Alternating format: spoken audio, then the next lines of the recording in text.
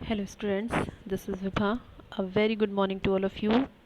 Today I am here with a new chapter of class 6. The chapter number is 5th and the name of the chapter is the a lesson in humility. वो कह रहे हैं politeness. Humility means होता है politeness. तो यहाँ पर politeness में भी उनको एक सीख मिली है. The author want to share about this quality. Let's begin look at the two fruit bearing trees वहाँ लेट्स बिगिन में वो स्टार्ट करते हैं स्टोरी और उसमें वो कहते हैं यहाँ पर टू फ्रूट्स हैं, यहाँ पर टू ट्रीज उन्होंने मेंशन किए हैं जिन पे फ्रूट्स हैं and the both of the trees has special qualities of its own. ठीक है.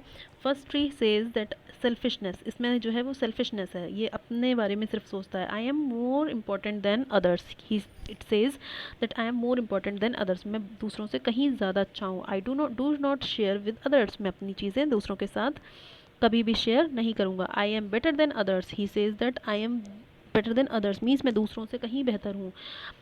अनस्पॉटिंग, लेकिन इसमें क्या हुआ स्पॉटिंग, ये क्या हुआ इस जब इसके अंदर ये सेल्फिशनेस वाली क्वालिटी आ गई तो इसमें कोई भी फ्रूट आना बंद हो गया और ये एंड में ये अपसेट हो जाता है और इसने ये गेम लूज़ कर दिया, ये हार जाता है. Second tree says that I selfishness, ये अनसेल्फिशनेस है, इसके अंदर कोई भी स्वार्थ नहीं है, ये दूसरों के बारे में सोचता है. ही से it says we are all important, हम सभी इंपॉर्टेंट है. आई शेयर विद अदर्स, मैं भी अपने फ्रूट्स को दूसरों के साथ शेयर करूँगा. Someone can be better than me, और वो कहता है कि मैं हमसे भी कुछ कोई बेटर हो सकता है. I am ready to accept defeat, और मैं हार स्वीकार करने के लिए रेडी हूँ. मतलब कहने का कि अगर मुझसे कोई बेहतर है या मुझसे कोई आगे है तो मैं उससे हारने के लिए भी रेडी हूँ. एंड स्प्राउटिंग, उसमें फ्रूट्स आना स्टार्ट हो जाते हैं. तो यहाँ पर जो the two trees mentioning here, tree of pride, first tree जो है वो आपका प्राइड शो करता है and the second tree shows humility. Humility means होता है पोलाइटनेस. प्राइड मीन्स होता है प्राउडीनेस, आप मतलब बहुत ज़्यादा घमंड अपने आप पे होना और अपने बारे में ही अपनी ही खूबियों की तारीफ खुद ही करना, this type of quality. And the humble person, then the second tree is has the quality of humility. Humility means होता है it has a politeness for others as well. उसके अंदर दूसरों के लिए भी humility है, मतलब politeness है कि how it can help the others and other can be much better than it. So here the author want to ask to you few questions to discuss with your friends. The first one is, imagine that one day you receive a lot of money and become very wealthy and powerful. Would you like to allow proud to come into your life? And the author says that if someday you got lots of money, बहुत सारा पैसा आपके पास आ जाए, you become rich very wealthy person, तो क्या आप अपनी life में प्राइड को आने देना पसंद करेंगे? कि would you like to have this trait of quality? ठीक है. Second, what kind of person would you like to be, a proudy person और अ हम्बल पर्सन? तो आप किस तरीके के पर्सन बनना चाहते हैं? इन दोनों में से आपको कौन सी बेस्ट क्वालिटी लगी है? The pride one and the humility should be in your character, so you have to choose the one which you like the most. Last question is, which characteristic traits from ever would you like in your friends? And the last question the author want to ask to you that which type of quality you want it should be in your friend as well, कि आपको अपने friend में किस इन दोनों में से कौन सी quality जो है वो आप अपने फ्रेंड में देखना पसंद करते हैं. These three questions should be discussed with your friends, and you can discuss it with your family members as well. Okay, let's see with the let's read reading and comprehension section. Read this story about the lesson of in humility. यहाँ पर जो story हम पढ़ने वाले हैं, यहाँ पर that the author सुधा मूर्ति, यहाँ पर ऑथर जो हैं वो she is a lady, learns from an old tribal man from the densely forested region in Karnataka. यहाँ पर वो एक ऐसे ओल्ड ट्राइबल मैन से मिलती हैं. ट्राइबल मीन्स होता है कबीला, जैसे छोटी छोटी जगहों पर जंगलों में कुछ लोगों का ग्रुप होता है, वो एक छोटे से ट्राइब बना लेते हैं, उनका अपना ही ग्रुप होता है, उनके अपने ही रूल रेगुलेशंस होते हैं. तो सुधा मूर्ति जो उनसे मिलती हैं एक ओल्ड ट्राइबल पर्सन से, तो वो उनमें इतनी पोलाइटनेस होती है, जबकि वो एक जंगल कर्नाटका के बहुत ही घने जंगलों के क्षेत्रों में रहते थे, लेकिन फिर भी he presented before her a very humility of his nature. So she got a lesson to him. उनको बहुत एक लेसन सीखने को मिलता है. वो यहाँ पर उन्होंने अपने खुद की एक्सपीरियंस अपना शेयर किया है. So let's see what about the story. I love traveling. She says that I love traveling. Be it a tiny village, a drought-hit area, a deserted mountain top, a dense forest, even a monument in Egypt or China. वो कहते हैं the author says that she like traveling. उनको traveling का बहुत शौक है. वो चाहे छोटा सा गांव हो, चाहे सूखाग्रस्त क्षेत्र हो, या फिर deserted mountain हो, मतलब वीरान पहाड़ियों पर जाना हो, या फिर जो मॉन्यूमेंट्स होते हैं उनको देखने जाना हो, इजिप्ट, चाइना, मिस्र, ऐसी जगहों पर. I enjoy she says that I enjoy going to different places. वो कहते हैं कि मुझे तरह तरह की जगहों पर जाना बहुत ही पसंद है.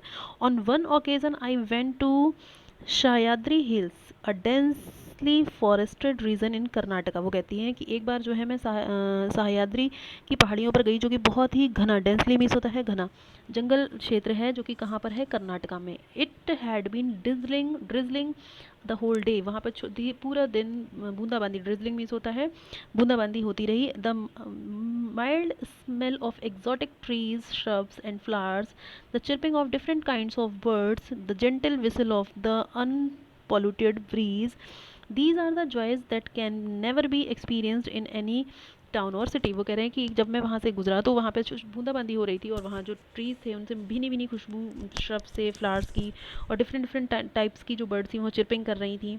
वहाँ पर जो अनपॉल्यूटेड मीन्स वहाँ पे कोई पॉल्यूशन नहीं था, क्योंकि सिर्फ ग्रीनरी ही ग्रीनरी थी. वहाँ से जो ठंडी ठंडी हवा आ रही थी, एक विसिल की तरह मेरे कानों में महसूस में कर पा रही थी.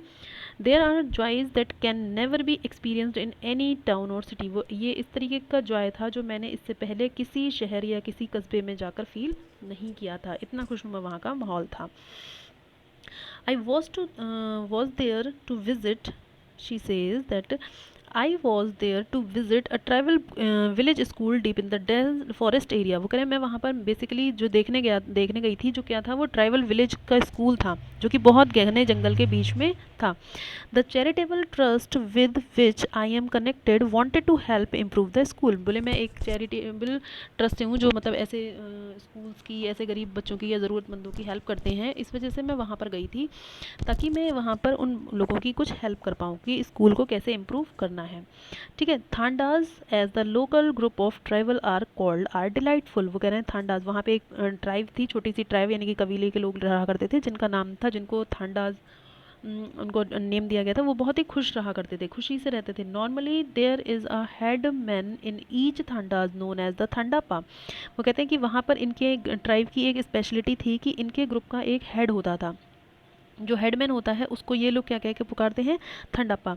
ही is the senior most man of the tribe and is concern the supreme power. वो कह रहे हैं कि जो इनका लीडर होता है, हेडमैन होता है, वो बहुत ही सबसे सीनियर जो होता है इस पूरे ट्राइब में, उसको ये लोग अपना हेडमैन बनाते हैं, और उसके ही पास सुप्रीम पावर होती है. जैसे हम लोगों के यहाँ पावर किसके पास होती है, प्राइम मिनिस्टर हैं, मिनिस्टर्स हैं, प्रेसिडेंट्स हैं. ठीक है. तो ऐसे ही उनकी ट्राइब्स का एक समझ लीजिए हेड पर्सन होता है, जिसको वो थंडापा के नाम से पुकारते थे, और वही सारे रूल रेगुलेशंस बनाते थे. He practises the custom taught to him in his childhood and everyone follows them.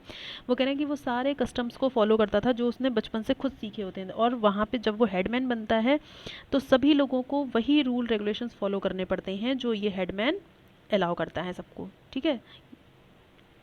यहाँ पर कुछ बच्चे हैं, देखो अभी इसके बारे में ये बताते हैं. There was a downpour when I reach the village. वो कह रहे हैं वहाँ पे बहुत मतलब धुंधला सा हो गया था, और बहुत अलग सा माहौल था जब मैं उस गांव में पहुंचा. There was an old thatched building. वो एक पुरानी सी थैच्ड मीन्स जैसे छप्पर जैसा होता है, जैसे ऐसे ऐसे पहले जो झोपड़ी की शेप में बनता था, इस तरीके का एक बिल्डिंग थी, जिससे स्कूल, वहाँ पे जो स्कूल बिल्डिंग थी, probably build by the tribals themselves. वो ऐसा लग रहा था उसको देख के कि वहाँ के ट्राइबल्स जो थे, मतलब उन कबीले के लोगों ने ही मिलकर उसको खुद से ही बनाया था. It was a primary school. वो एक प्राइमरी स्कूल था. I could see a few children playing outside while the other were busy under the shed like shelter doing something with leaves and straw. वो कह रहे जब मैं वहाँ पहुँचा तो मैंने देखा कि कुछ बच्चे तो वहाँ खेल रहे थे, as you can see in your picture, and few were doing something with the leaves and straw. वो कह रहे हैं कि मैंने देखा कि वहाँ पे कुछ बच्चे जो हैं वो लीव्स और स्ट्रॉ से कुछ खेल रहे थे. या वो कुछ कर रहे थे. I think they have the something new to learn, how to learn. I walked in and found a small room. मैं अंदर घुसा और मैंने देखा कि वहाँ छोटा सा कमरा था. And there were which with 2 chairs, 2 tables and a black board with a pot of water beside it. बोले मैंने जब अंदर मैंने एंटर किया तो वहाँ पर एक छोटा सा कमरा था जिसमें 2 कुर्सियाँ, 2 टेबल, एक ब्लैक बोर्ड और एक पास में छोटा सा पानी का जो पॉट था वो रखा हुआ था. There were no electric lights और फैंस. वहाँ पर कोई भी लाइट या फैन नहीं था.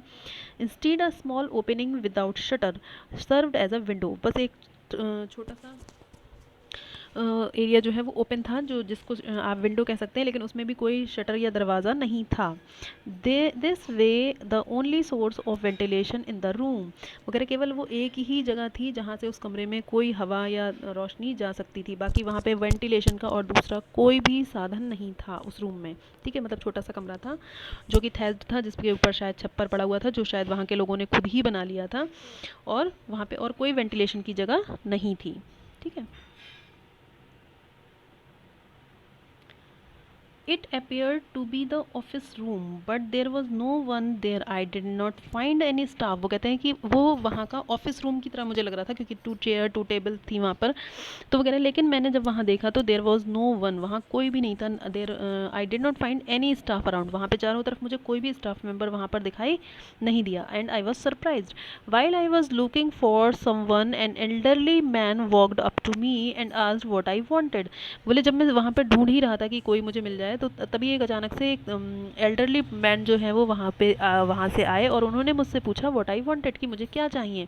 I introduced myself and told him that I had come to see what help we could provide the school. तो मैंने उसको अपना इंट्रोडक्शन दिया कि मैं एक चैरिटेबल ट्रस्ट की तरफ से आई हूँ और मैं ये जानना चाहती हूँ कि इस स्कूल को किस तरीके की हेल्प जो है वो प्रोवाइड करा सकते हैं हम, कि किस हेल्प की ज़रूरत है. His responses his responses however didn't seem very encouraging. वो कहते हैं मुझे उसके रिस्पॉन्सेज जो थे मतलब बहुत इनकरेजिंग, मतलब उन्हें ऐसा लग रहा था कि उनको कोई फ़र्क ही नहीं पड़ता है कि मैं उनकी कोई हेल्प करना चाहती हूँ या मैं मुझसे वो बात करने में इंटरेस्टेड है. उसने मतलब कोई भी इनकरेजिंग या सपोर्टिंग आंसर मुझे नहीं दिया. I thought I might be able to communicate better if I first put him at ease, so I started asking him about his life. तो फिर मुझे लगा कि पहले मुझे इससे अच्छी तरह कम्युनिकेट करने के लिए सबसे पहले इसको कंफर्टेबल करना पड़ेगा, ताकि इसको ये लगे कि हाँ मैं वास्तव में इनकी हेल्प करने आई हूँ और हम इनके लिए कुछ अच्छा कर सकते हैं. तो मैंने उससे पहले उसके बारे में बात करना शुरू की और मैंने उससे उसकी लाइफ के बारे में जानना स्टार्ट किया. It turned out that he was the live-in watchman cum peon of the school. तो पता चला मुझे, जब उससे बात की तो पता चला कि वो वहाँ का वॉचमैन भी है और उस स्कूल में एज अ पियोन भी वर्क करता है.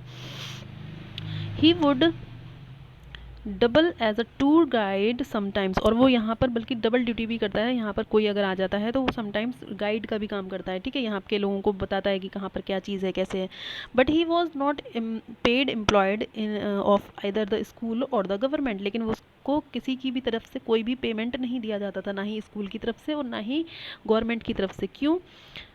His grandson was studying in the school free of cost in return for her services. His services, वो कहते हैं कि क्योंकि वो उसका जो ग्रैंडसन था वो उसी स्कूल में पढ़ता था जिसके रिटर्न में ये जो है वो सर्विस करता था वहाँ पे, कि ताकि मुझे फ़ीस पे ना करनी पड़े. उसके रिटर्न में ये एक वहाँ पर जॉब करता कि भाई स्कूल में एज अ पियोन में वर्क करूँगा, लेकिन मैं अपने बच्चे की फ़ीस जमा नहीं कर सकता, तो मैं वहाँ बाकी जो स्कूल के काम हैं वो मैं कर दिया करूँगा. ठीक है, तो इसके रिटर्न में उसको वहाँ पर जॉब करनी पड़ती थी और वहाँ पे उसके बदले उसे कोई भी पैसा नहीं मिलता था.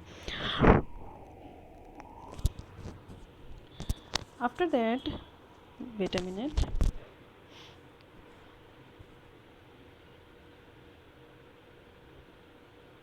he said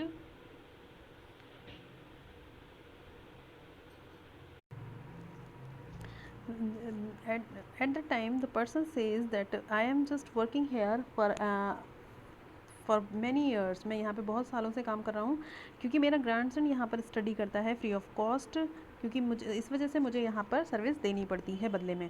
वो पूछता है उनसे how long had you he we been there. मैंने उनसे पूछा कि आप कितने समय से यहाँ हैं. For many years he replied simply.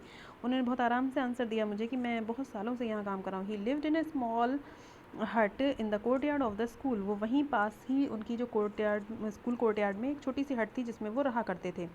By now his attitude towards me was slightly more encouraging, अब धीरे धीरे उनका एटीट्यूड जो था, व्यवहार मेरी तरफ थोड़ा नॉर्मल हुआ, वो मुझसे इनकरेजिंग होने लगे, मतलब थोड़ा सा बात करते करते उनको ऐसा लगा कि हाँ हम इनसे बात कर सकते हैं। So I gently turn the conversation off to the affairs of the school, फिर मैंने उनसे स्कूल के बारे में जानना स्टार्ट किया कि क्या होता है यहाँ स्कूल में, कैसे आप डील करते हो।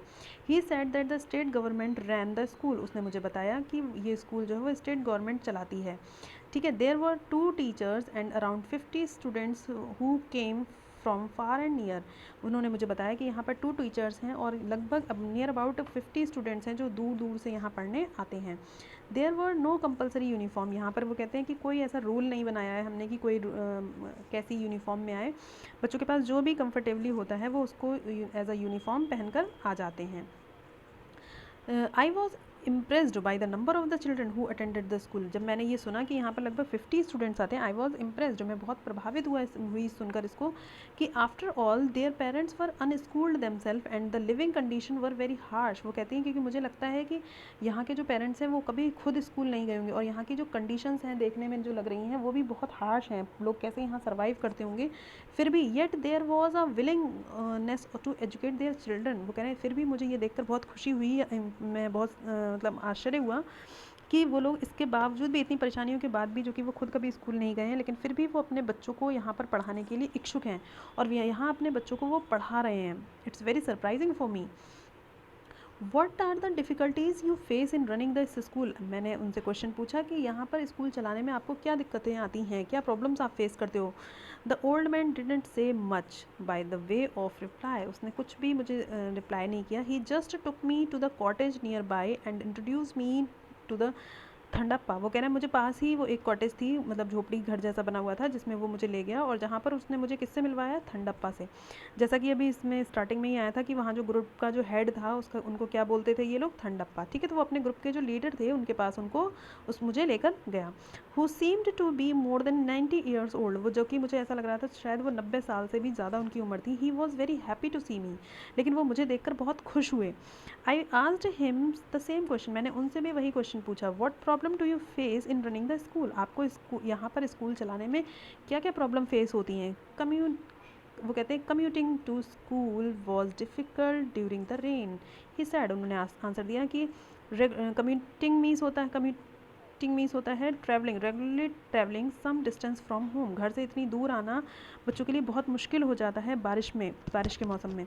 Besides the school clothes wouldn't dry in the rainy season, क्योंकि उनके जो कपड़े, स्कूल के जो कपड़े हैं वो बारिश के दिनों में सूख नहीं पाते हैं, अगर वो भीग जाते हैं। तो the simplest of the problem and the familiar one two, वो कहते हैं ये यहाँ देखने में बहुत सिंपल लगती है लेकिन हम सबको जैसे इसके आदी हो चुके हैं, क्योंकि बच्चे आते हैं भीग जाते हैं, यहाँ पे हमारे पास यूनिफॉर्म्स नहीं है कि हम उनको दे पाएँ, उनके उनके वही गीले कपड़े होते हैं जिसकी वजह से शायद वो कभी कभी स्कूल भी मिस कर देते हैं।